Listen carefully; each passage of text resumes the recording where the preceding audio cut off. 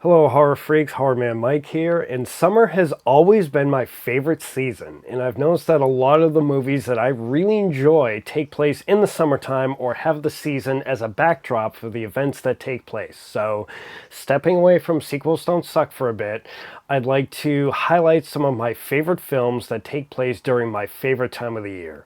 Today's film I've mentioned briefly in one of my previous episodes, Sequels Don't Suck Episode 2, which I will link in the description below. It's been a very influential film on the horror genre and possibly the ultimate summertime horror flick other than Jaws. We're talking about Tobe Hooper's 1974's The Texas Chainsaw Massacre. That's Chainsaw. 2 words.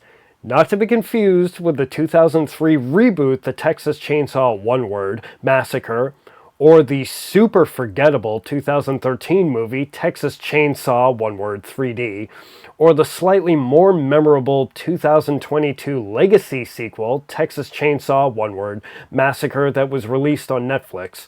On a side note, I really wish we would stop getting legacy sequels that are disguised as reboots, that are actually direct sequels, that are named after the original film. Halloween did this. Texas Chainsaw did this. I think Black Christmas did this too. It's getting tired. That being said, The Town That Dreaded Sundown from 2014 is actually pretty decent.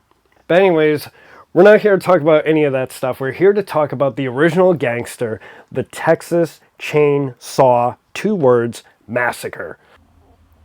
This film starts like a cold, heartless documentary-style film with a chilling voiceover and some crime scene photos of decomposing corpses. Although the film itself is not documentary style, I feel like setting this tone right away grounds the film as a more serious slasher rather than a campy one. Right off the bat, this movie looks like everybody is hot and uncomfortable. The Texas back roads are dusty, and the whole film has a kind of grit to it that I really like. Researching Texas Chainsaw 2, I found out that this film was shot on 16mm, which was then blown up to 35mm. When analog film gets stretched in this way, it looks a bit grainy, especially on a larger screen, and I feel that that really helps with the documentary type feel that the beginning of this film was going for.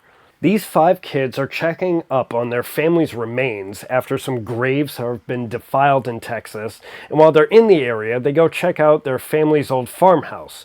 They pick up a hitchhiker in what looks like a very stuffy, hot, uncomfortable van, but after the hitcher cuts himself and Franklin on the arm, they boot him out and continue on their way. They get to what used to be their family property, and they split up to look around, not considering that anyone else could be living or even squatting here. The kids are ambushed and massacred until we have just one left. Poor Sally Hardesty, our final girl who will be highly traumatized by this film's conclusion. After her brother's death, the film stays with Sally as she is chased, kidnapped, abused, tortured, and chased again for roughly 28 or 29 minutes.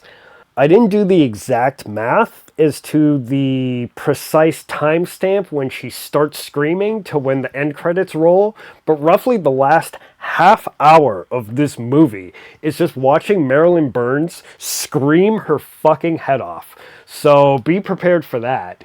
But at the same time, I feel this kind of works because I feel like the Texas Chainsaw movies have a theme of madness and insanity, and going on this journey with our final girl and being there with her for the last half hour, you understand why she's absolutely delirious as she's pursued and tortured through the night and escapes the next day. I heard the dinner scene itself was a horror show on set.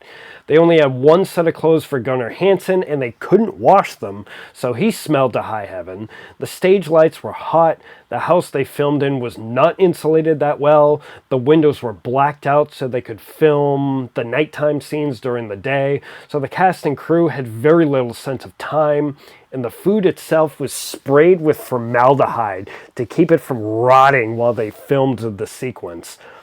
This film is gritty and dusty, and it's an insane ride. Still, the movie lets you breathe every once in a while, and I think that's a smart choice, whether it's intentional or not. This movie also has one of the funniest improvisational lines in horror history. Look what your brother did to that door! So I definitely recommend that on a hot summer night, shut the lights off, crack a window, open a cold beer, and let this film envelop you. There are certainly worse ways to spend a summer evening. That does it for me, and that does it for the Texas Chainsaw Massacre. What are your thoughts on this film? Leave a comment below. While you're there, give this video a thumbs up if you think it warrants it. Subscribe to the channel and stay notified if you want to see more content in the future. For today, I am Horror Man Mike, and hopefully I will see you in the next video.